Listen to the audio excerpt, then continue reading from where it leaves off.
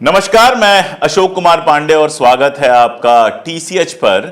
हम एक ऐसे दौर में जी रहे हैं। पहले की बात यह होती थी कि लोग परीक्षा देते थे और परीक्षार्थी कभी फेल होते थे, कभी पास होते थे। अब परीक्षार्थी फेल नहीं हो रहे हैं, अब स्टूडेंट्स नहीं फेल हो रहे हैं, अब परीक्षा ही फेल हो जा रही है, एग्जाम ही फेल हो जा रहा है। ये अजीबोगरीब दौर है। जब एग्जाम फेल हो रहा है, स्टूडेंट बेचारा तो सिर्फ ठगा जा रहा है, लूटा जा रहा है। जो परीक्षा हो रही है, परीक्षा होती है, पेपर लीक हो जाता है, कोई और आरोप लगता है, परीक्षा कैंसिल हो जाती है। एक परीक्षा कराने में एक स्टूडेंट जो है वो कितने साल की तैयारी करता है, ये सब जानते हैं। लेकिन अब कंडीशन ये हो गई है कि नीट से लेकर नेट तक सारी परीक्षाओं के पेपर लीक होते रहे। नीट के मामला आप जानते हैं, नीट पर ढेर सारे लोगों के वीडियोज आ चुके हैं, ढेर सारे न्यूज आ चुके हैं। नीट में आप अच्छी तरह से जानते हैं कि जब वो घोटाला सामने आया तो सबसे पहले मंत्री जी ने कहा कोई गड़बड़ी नहीं हुई है, पेपर लीक नहीं हुआ है, सिर्फ ग्रेस मार्क की प्रॉब्लम है, वो तो ग्रेस मार्क वाला देख लेते हैं, उनकी दोबारा परीक्षा करा लेते हैं। फिर खबर यह आई कि गोधरा कांड दोबारा हुआ है।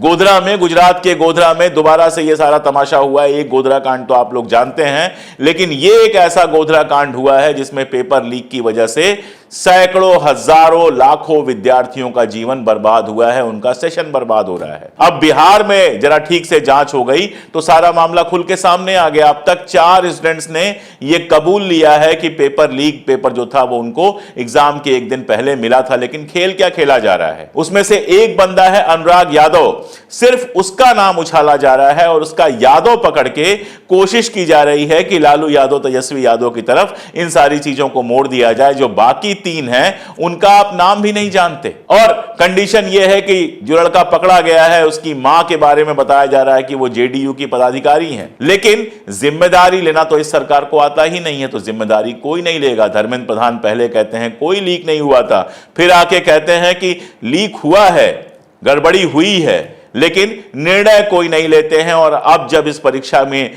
जांच चल रही है तो इसके ढेर सारे तार जो हैं वो गुजरात से जुड़े हुए नजर आ रहे हैं। और गुजरात एक ऐसी चीज है जिससे सारे तार जुड़ जाते हैं। उत्तर प्रदेश में एक परीक्षा हुई थी पुलिस सिपाही की। अब देखिए, जो बड़े बड़े पद होते हैं उन पर तो गिने चुने लोग जाते हैं, जो गरीब और मध्य वर्ग के बच्चे होते हैं वो तो इस तरह के पदों पर जम के भरते हैं कि आसानी से उनका अपॉइंटमेंट हो जाए। अब जब वो परीक्षा हुई तो उसमें पेपर लीक हो गया। पहले सरकार ने हर बार की तरह कहा कि किसी तरह का कोई पेपर लीक नहीं हुआ है। फिर राहुल गांधी ने उस मुद्दे को जब उठाया तो उस परीक्षा को निरस्त किया गया। अब पता यह चल रहा है कि उस परीक्षा में खेल यह हुआ था कि गुजरात की एक संस्था को, गुजरात की एक कंपनी को एग्जाम कराने का ठेका दिया गया था और इस काम के लिए बाकायदा एक आईपीएस की नियुक्ति की गई थी। उन पुराने आईपीएस को हटाकर नए आईपीएस को रखा गया था।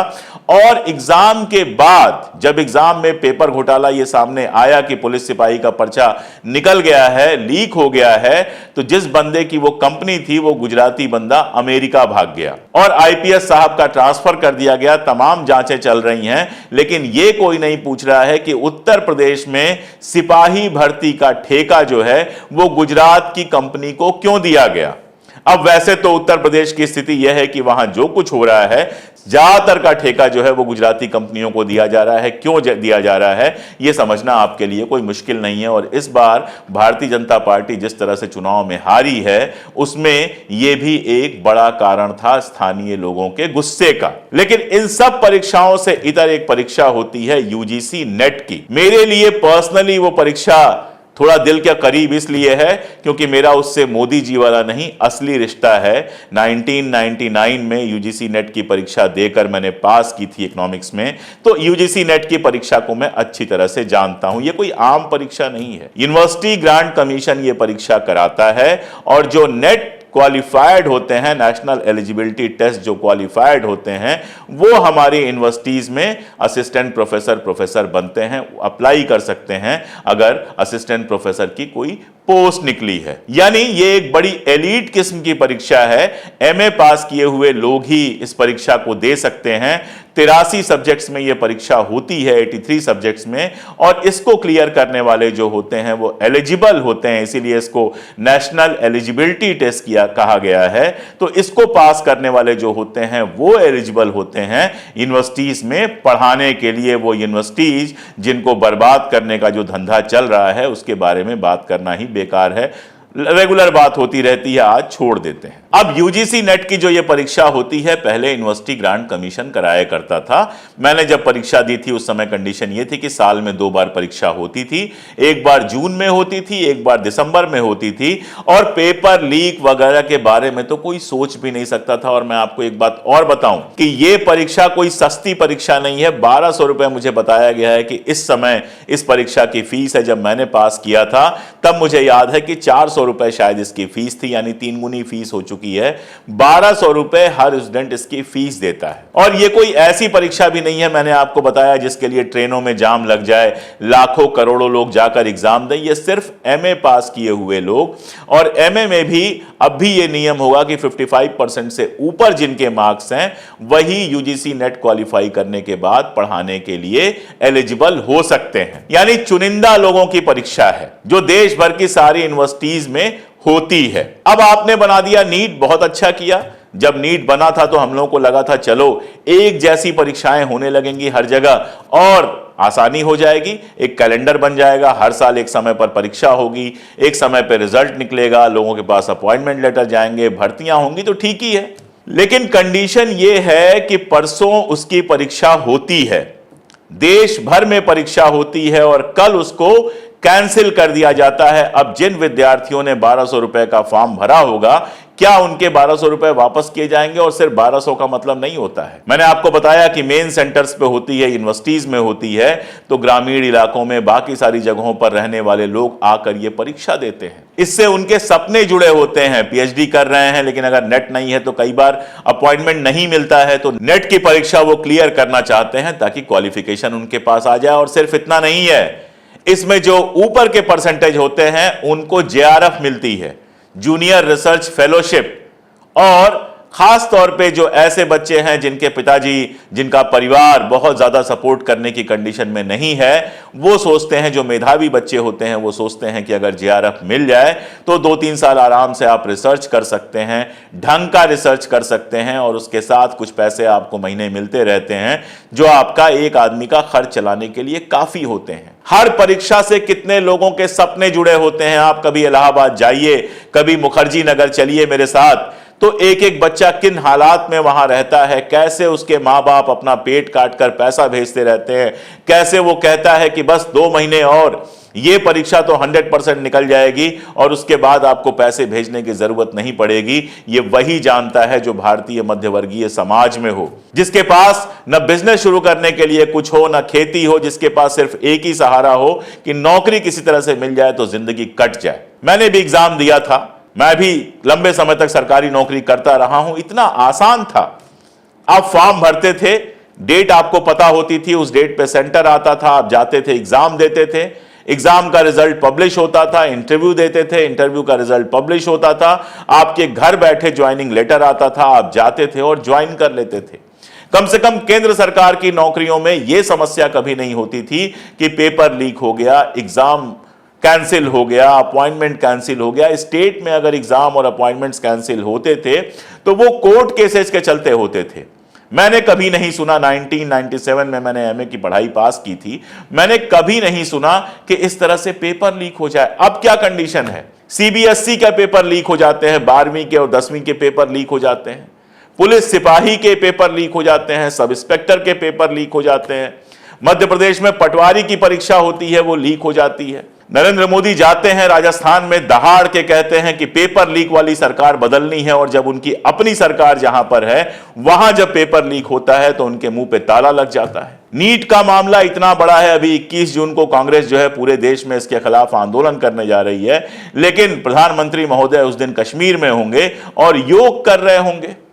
आप तो योग करें, आप हवाई जहाजों में घूमें, आपके तो मजे ही मजे हों, और जो विद्यार्थी अपना सारा जीवन लगाकर, सारी मेहनत लगाकर नौकरियां तलाशने में लगा हुआ है, परीक्षाएं दे रहा है, मेहनत कर रहा है, उसकी जिंदगी बैठे बैठे बर्बाद कर दें। आप सोच के देखिए, ये बात करते हैं एक देश एक चुनाव, एक परीक्षा नहीं करा पा रहे, 10वीं 12वीं के परीक्षा से लेकर और आगे आगे तक यूजीसी नेट तक लगातार पेपर्स लीक हो रहे हैं। ये एक देश एक चुनाव अगर कराएंगे तो उसमें क्या होगा आप जानते हैं, और जो चुनाव कराया है उसमें क्या हुआ है वो भी हम सब लोग जानते हैं। कंडीशन ये है कि आपकी यूनिवर्सिटीज लगातार बर्बाद हो रही हैं, आपको कोई फर्क नहीं पड़ता। प्राइवेट यूनिवर्सिटीज के नाम पर खुली लूट चल रही है। आओ फीस जमा कराओ, डिग्री लो और जाओ। सारे यूनिवर्सिटीज डिग्री डिस्ट्रीब्यूशन सेंटर बन गए हैं, आपको कोई फर्क नहीं पड़ता। आपके जो उच्च शिक्षा के मंत्री होते हैं, बस उनको डायलॉग देना होता है, उनको दिन रात सिर्फ डायलॉग देना होता है। अभी कल प्रधानमंत्री महोदय रैली में बोल रहे थे कि यूनिवर्सिटी सिस्टम, जो हमारा एजुकेशन सिस्टम है, उसमें ढेर सारे सुधार आ रहे हैं, और टाई कोट पहन के लोग ताली बजा रहे थे। यह सुधार आ रहा है। डिग्री लेना मुश्किल, पढ़ाई इतनी महंगी कर दी गई है कि डिग्री लेना मुश्किल। डिग्री लेने के बाद परीक्षाओं की फीसें इतनी ज्यादा हैं, और उसके बाद जब आप परीक्षा देते हैं तो कब रिजल्ट आएगा आपको नहीं पता, और रिजल्ट तो तब आएगा जब परीक्षा वैलिड रहेगी। पेपर लीक हो जाते हैं, परीक्षाएं कैंसिल हो जाती हैं। चलिए, अब चलता रहेगा 6 महीने तक तमाशा। अब री एग्जाम होगा, री एग्जाम नहीं होगा, कब होगा, क्या होगा, कोई नहीं जानता। और री एग्जाम जब होगा तब पेपर लीक नहीं होगा, यह भी कोई नहीं जानता। और यह पेपर लीक, मैं आपको बता दूं, यह कोई सामान्य चीज नहीं है, यह बहुत बड़ा भ्रष्टाचार है। बिहार में नीट को लेकर जिस तरह की जांच चली है, 4 लोग अभी सामने आए हैं, और भी आएंगे। उसके जो गुजरात कनेक्शन मिले हैं, यूपी में पुलिस सिपाही में जो गुजरात कनेक्शन मिला है, और ये पूरा का पूरा जो खेल है, मैं आपको बता दूं कि ये बहुत बड़ा खेल है, जो कोचिंग्स और कुछ भ्रष्ट अधिकारी और मिनिस्टर्स के मिले जुले खेल के बिना संभव ही नहीं है। आप सोचिए, हम लोग जब पढ़ते थे तो इंटरनेट वगैरह नहीं था, सील पेपर आते थे, सील खुलती थी, कई बार उस पर स्टूडेंट्स के सिग्नेचर होते थे कि हां हमारे सामने ये सील पैक था और इसको खोला गया। पेपर बंटते थे और लोग एग्जाम देते थे। जब हाथ से पेपर बनते थे, टाइप होते होंगे, प्रिंटर के यहां जाकर प्रिंट होते होंगे, तब वो कभी आउट नहीं हुए, क्योंकि पूरा सिस्टम फुल प्रूफ बनाया गया था। अब आउट हो रहे हैं जब परीक्षा के समय ही वो पेपर आपके सामने आते हैं, जब सारा कुछ आपके पास गोपनीयता है, तब पेपर आपके खुल जाते हैं, तब पेपर लीक हो जाते हैं। इसका मतलब क्या है? पेपर लीक हो नहीं रहे, पेपर लीक कराया जा रहा है। और ये पेपर लीक जो लोग करा रहे हैं, वो इस देश की सत्ता में बहुत ऊंचे पदों पर बैठे हुए लोग हैं। और एक और खेल है, पेपर हो गया, फीस ले ली आपने, लाखों करोड़ों आपके पॉकेट में आ गए, अब आपकी कोई जिम्मेदारी नहीं है, एग्जाम हो गया और पेपर लीक होकर एग्जाम कैंसिल हो गया। तो एक तरफ तो पैसे आ गए, दूसरी तरफ आपको रोजगार नहीं देना पड़ेगा। भाई, पेपर अगर हो गए टाइम से रिजल्ट निकल गया, तो आपको रोजगार देना पड़ेगा। आप रोजगार देना ही नहीं चाहते हो, इसलिए इस तरह के तमाशे को लगातार होने दे रहे हो। आया कि बहुत कड़ा कानून बन गया, अरे भाई कितना भी कड़ा कानून बना लो, भाग गया अमेरिका। यूपी में गड़बड़ी करके गुजरात का आदमी अमेरिका भाग गया, आप बनाते रहो आप कानून, ना वो वापस आएगा ना उसके ऊपर कोई कानून चलेगा। और जिस तरह से हमारे यहां कानून काम करता है, जिस तरह से जांचें काम करती हैं, जब नीचे से ऊपर तक पूरा सिस्टम ही भ्रष्ट हो, तो कौन किसकी जांच करेगा? एनटीए में यह हुआ कि जो एनटीए के चेयरमैन है वही अपनी जांच करेंगे, और उनके बारे में पता चला कि उनके जो जड़ें हैं वो आरएसएस में जुड़ी हुई हैं, यानी उनके अपने ही बंदे हैं। केंद्र में आपकी सरकार, राज्य में आपकी सरकार, डबल इंजन, ट्रिपल इंजन, सारे इंजन मिलकर स्टूडेंट्स के कैरियर के ऊपर से गुजर रहे हैं, उनके साथ हादसा कर रहे हैं, उनके साथ एक्सीडेंट कर रहे हैं, स्टूडेंट्स की जिंदगी लगातार बर्बाद कर रहे हैं। और स्टूडेंट्स को, युवाओं को थमा दिया गया है एक नशा, जाओ हिमाचल में लिंचिंग करो, जाओ मध्य प्रदेश में लिंचिंग करो और इसी में खुश रहो। नौकरी की कोशिश करोगे तो तुमको नौकरी नहीं मिलने वाली है, क्योंकि हर जगह पेपर लीक करा दिया जाएगा, हर जगह सिस्टम को करप्ट कर दिया जाएगा। मेरा सवाल आपसे है कि इतने सब के बावजूद ये सरकार अगर आपके सामने है, तो किस डर से आप आवाज नहीं उठाते हैं? अगर ऐसे ही डरते रहेंगे, अगर ऐसे ही खामोश रहेंगे, तो ना केवल आपकी बल्कि आपके आने वाली पीढ़ियों की जिंदगी ऐसे ही बर्बाद होती रहेगी। चाहे राजस्थान की कांग्रेस सरकार के समय हुआ पेपर लीक हो, चाहे उत्तर प्रदेश की भाजपा सरकार के सामने हुआ पेपर लीक हो, और चाहे अब यूजीसी जैसी परीक्षा में हुआ पेपर लीक हो, जो भी जिम्मेदार हो, चाहे वो कांग्रेस के हों, बीजेपी के हों, जेडीयू के हों, आरजेडी के हों, जो भी जिम्मेदार हों, उनको जब तक सजा नहीं मिलेगी और इस सिस्टम को फुल प्रूफ नहीं बनाया जाएगा, तब तक आप ऐसे ही चीखते रहेंगे, चिल्लाते रहेंगे, दुखी होते रहेंगे, स्टूडेंट्स के कैरियर बर्बाद होते रहेंगे, और ये पेपर लीक और कोचिंग का धंधा जैसे चल रहा है वैसे ही चलता रहेगा। विपक्ष के रूप में कांग्रेस 21 जून को बड़ा एक आंदोलन करने जा रही है। अब यह आंदोलन होगा या फोटो ऑप होगा, यह देखने वाली बात होगी, लेकिन यह एक ऐसा मुद्दा है जिस पर सदन के बाहर और सदन के अंदर जम के चर्चा होनी चाहिए, जम के हंगामा होना चाहिए, जम के बहस होनी चाहिए, और इसका वंस फॉर ऑल एक सलूशन निकाला जाना चाहिए, वरना मैं जानता हूं कि युवाओं के अंदर जब धीरे धीरे गुस्सा भरता है तो कैसे रातों रात सरकारें पलट जाती हैं।